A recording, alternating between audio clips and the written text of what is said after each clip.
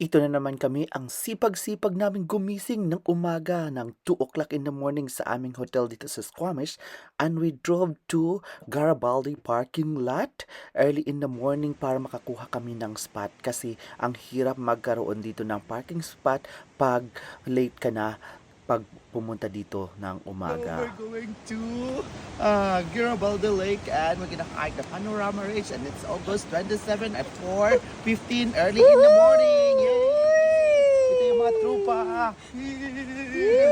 Excited. Okay, good.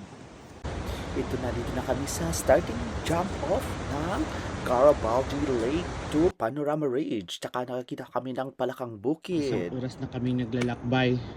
Ramdam na namin ang init tsaka ang bigat ng aming mga dala-dala. Almost na kami 3 kilometers sa paglalakbay. So we still have 6 kilometers to go through to Garibaldi Lake.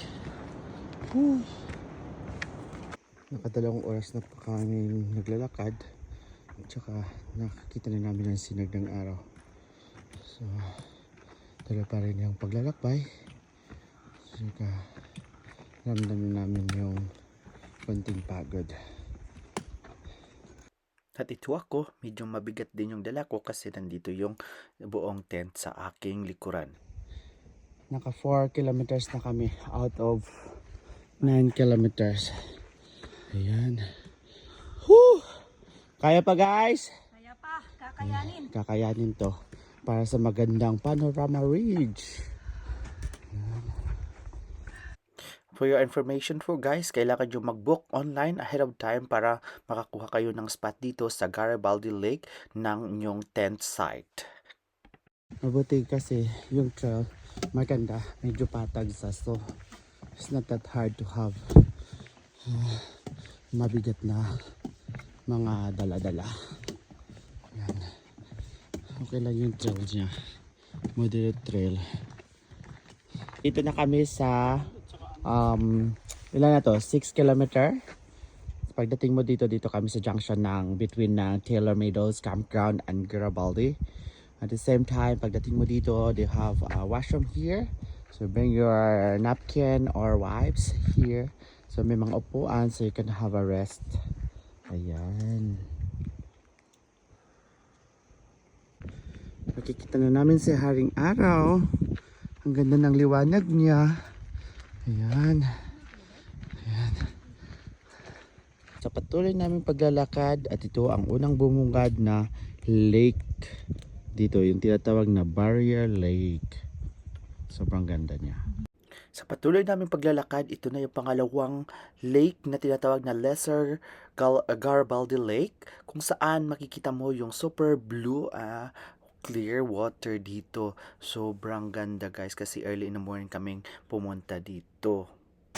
At along the trail may ilan ding mga waterfalls na madadaanan. At so far ito yung isa sa magagandang waterfalls na aming nadatnan kasi parang paiba-iba yung track dito sa iyong bato. May damang diri guys, oo, damang ko diri sa babo. Kabukid na nagdag yung damang. Nagdagdag ang damang ko. Paupas kita bala. Paupas kita damang guys. Ara nagakamang ang damang. Di, manamang kita kay matagtag. Hi. Ang sarap pala dito ng Saskatoon Bears guys. Masarap.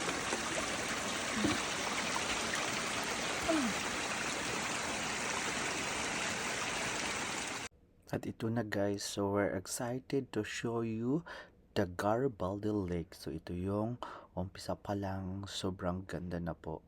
At may paakyat pa na way kasi medyo malalim yung water doon sa baseline ng lake. Tsaka ito, dito kami dumaan sa isang way.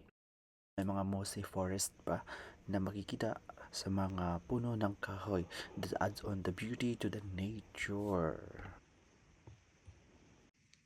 Ito na yung bubungad dito sa amin sa after ng 5 hours hike namin papunta dito sa Garibaldi Lake.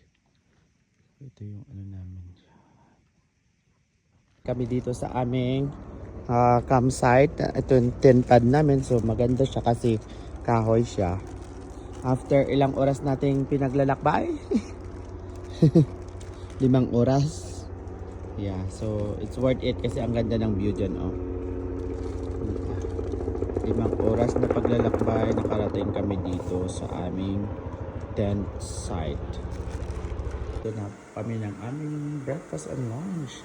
So we have some ham, and then we have sausage, noodles, and some rice namin. Ito yung rice namin, oh. Yan. So i-warm up lang siya. Tapos nag-water filter kami kasi kumuha kami ng tubig sa lake. Pagkapos namin kumain dito, sinasabit yung mga pagkain, guys. Kasi bawal doon sa mga tent pad or sa tent mismo iiwan yung mga pagkain kasi naaamoy ng bear, kung saan ina-avoid yun para hindi pumunta or sisirain ng bear yung tent nyo, at at the same time safety nyo na din para hindi pumunta doon yung bear habang natutulog kayo or nagpapahinga, kasi mahirap na kasi minsan talagang kakainin ka pa ng bear, so it's better to be safe. So natapos na rin namin mag-set up ng tent, at after naming nagpahinga at kumain, patuloy kaming naglalakbay papuntang Panorama Ridge kasi medyo maaraw pa siya. So we started at 2 o'clock in the afternoon. At ito guys yung details ng Garibaldi Lake. Sobrang tahimik, sobrang ganda niya, as in parang underrated lake siya. Kaya ito yung pinuntahan namin, talaga pinaplano. Along the trails, may mga blueberries kami na kinukuha. So, it helps to nourish ourselves as we go through Panorama Ridge. Marami siyang actually mga bunga. Ayan, ito, yan. Yeah. Actually guys, yung daan super easy lang talaga siya. Tsaka ito yung makikita mo along the way to Panorama Ridge, dito sa yung Meadows Valley nila. Ayan, sobrang parang nasa ibang lugar ka talaga. Hindi mo mapapansin na nandito ka lang pala sa Canada. Ayan. Ayan po yung maraming wildflowers along the trails. Yan, may lake pa. Ayan, medyo hapon na, so medyo okay yung panahon, tsaka hindi masyadong mainit kasi nagpahinga kami muna mga lunchtime, tapos sabi ko magsimula kami ng 2 o'clock in the afternoon. So parang mga ganitong oras, so mga parang 3 o'clock na to, so hindi masakit yung sikat ng araw sa aming katawan. Tsaka may nakita pa kaming marmot along the way going up sa Panorama Ridge. Ayan. Yung daan namin, approaching sa summit, so it's not that bad. Tapos ito yung view. Grabe. Yan, kasama ko si Divine. Yan yung view.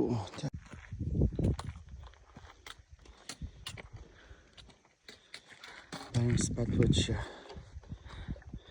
At finally, we summited the Panorama Ridge. Tingnan nyo guys yung buong lake. Akala ko maliit lang siya, pero pag nandoon ka na sa summit, sobrang lawak pala ng lake na to. Sa baba doon banda, doon kami nag-campsite. At halata naman hindi ako handa kasi nagsuot pa ako ng barong dito sa tama-tama sa linggo ng wika na sineselebrate na Pilipinas. Finally, bumalik na kami sa aming campsite dito sa may gilid ng Garibaldi. So 8 PM ito guys, pero maliwanag pa. At ini-enjoy pa namin yung view dito. Tapos ito na. Tapos namin kumain, natutulog na yung iba at nakapagpahinga na ng konti.